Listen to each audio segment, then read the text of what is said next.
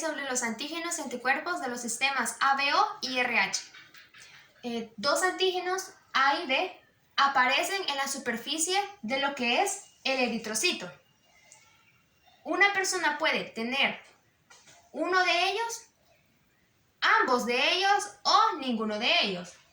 Ahora tenemos lo que es el eritrocito, aparecen lo que son los antígenos A.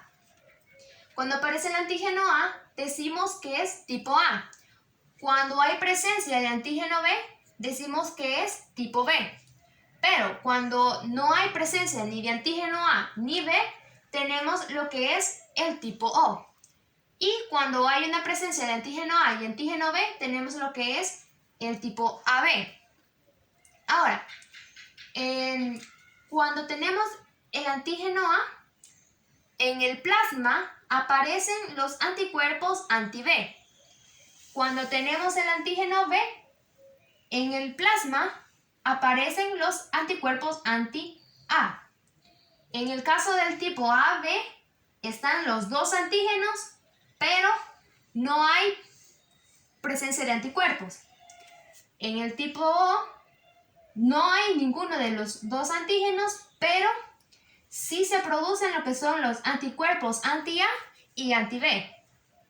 Tenemos los tres tipos de alelos principales, ABO, que son los que dan lugar a los tres tipos sanguíneos.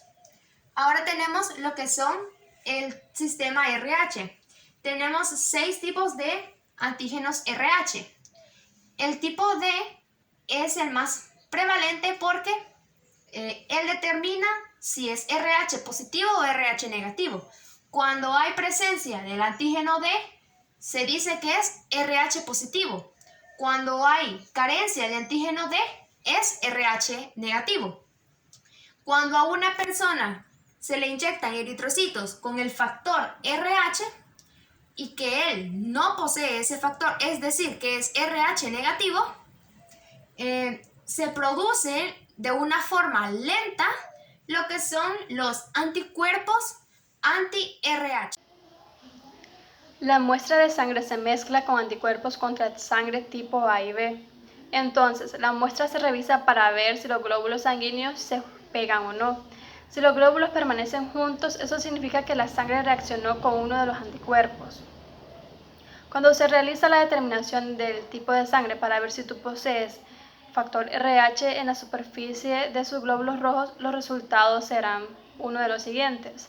RH positivo si tú tienes proteínas de la superficie celular, o RH negativo si tú no tienes proteínas de la superficie celular. Para este procedimiento lo primero que debemos de hacer es atemperar los reactivos, ya que estos reactivos permanecen en refrigeración y los anticuerpos están en una temperatura ambiente, y eso podría afectar la reacción antígeno-anticuerpo. Luego colocar la muestra de sangre en una placa o una laminilla para así poderla mezclar con los diferentes reactivos. Luego coloca los reactivos en la muestra de sangre. Aquí, como podemos ver, en la primera muestra puse el anti-B, luego en la segunda el anti-A y en esta el anti-D. El anti-D es para determinar el RH. Luego esto se mezcla para crear una sustancia homogénea, se podría decir. Y luego aquí en este ejemplo que les doy, podemos ver de que la primera muestra con el anti-A no aglutinó, pero se aglutinó con el anti-B y con el anti-D. Eso significa que es una muestra B positivo. Mi nombre es Gabriela Alejandra Joya Bolañez. En esta ocasión les voy a hablar de las generalidades sobre la eritroblastosis fetal, cuidado preventivo en el control prenatal y postnatal en la mujer, medidas terapéuticas a considerar en el recién nacido en caso de eritroblastosis fetal. En esta ocasión les voy a explicar la incompatibilidad. RH se puede prevenir casi en su totalidad. A las madres RH negativa se les debe hacer un control estricto durante el embarazo. La tipicidad sanguínea del antígeno D y detención de anticuerpos son recomendables en todas las mujeres gestadas en su primer control prenatal.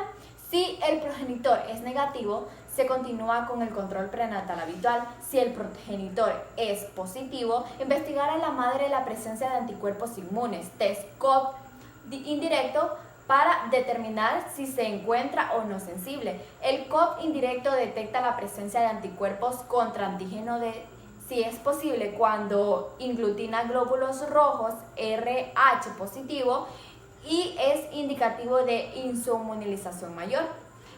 Tenemos también que un resultado positivo indica la necesidad de realizar una prueba de identificación de anticuerpos. Cuando ya sabemos qué tipo de anticuerpos se ha identificado, se debe realizar una técnica invasiva de cortocentesis, método de elevación para evaluar el grado de anemia fetal. Para el tratamiento de transfusión. Hecho esto, se busca una persona, o sea, un donante que no contenga el antígeno correspondiente.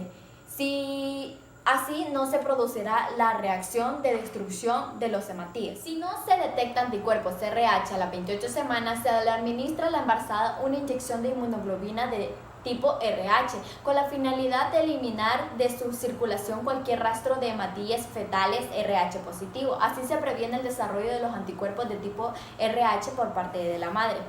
En el momento del nacimiento del bebé se determina el sistema de RH del recién nacido. Si el bebé es RH negativo, la madre no requerirá de ninguna otra inyección de inmunoglobina RH. Si el bebé es positivo, la madre no tiene anticuerpos frente al antígeno D, entonces se le administra lo que es la inyección. Entre las medidas terapéuticas para el nacimiento tenemos que todos los recién nacidos con eritroblastosis fetal deben ser inmediatamente evaluados por un pediatra para determinar la necesidad de una exsanguinotransfusión. Se debe hacer una transfusión de sangre para anemia grave.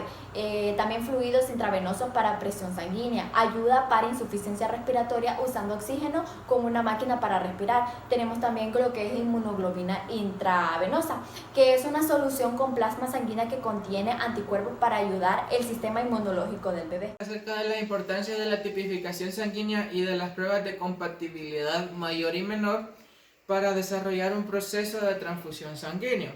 Es de suma importancia saber el tipo de sangre de un individuo a la hora de realizar una transfusión sanguínea, ya que existen diferentes tipos de sangre como lo son el A, B, O y el AB. Por ejemplo, el tipo de sangre O negativo puede dar a cualquiera, es decir, es un dador universal. El tipo de sangre AB positiva puede recibir, es un receptor universal. Pero, ¿qué ocurre cuando se hace una mala transfusión de sangre? Ocurre una reacción llamada reacción transfusional hemolítica.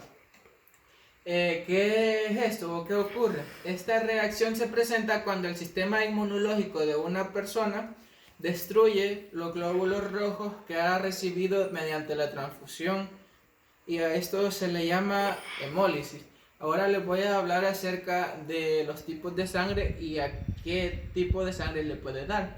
El A positivo puede dar al AB positivo y al A positivo. El tipo de sangre A negativo puede dar al A positivo, A negativo, AB positivo y al AB negativo. El tipo de sangre B positivo puede dar al B positivo y al AB positivo. El tipo de sangre B negativo puede dar al B positivo, B negativo, AB positivo y al AB negativo. El tipo de sangre AB positivo puede dar al AB positivo. El tipo de sangre AB negativo puede dar al AB negativo, AB positivo. El O positivo puede dar al A positivo, B positivo, AB positivo y O positivo. El O negativo, como habíamos hablado, es un dador universal.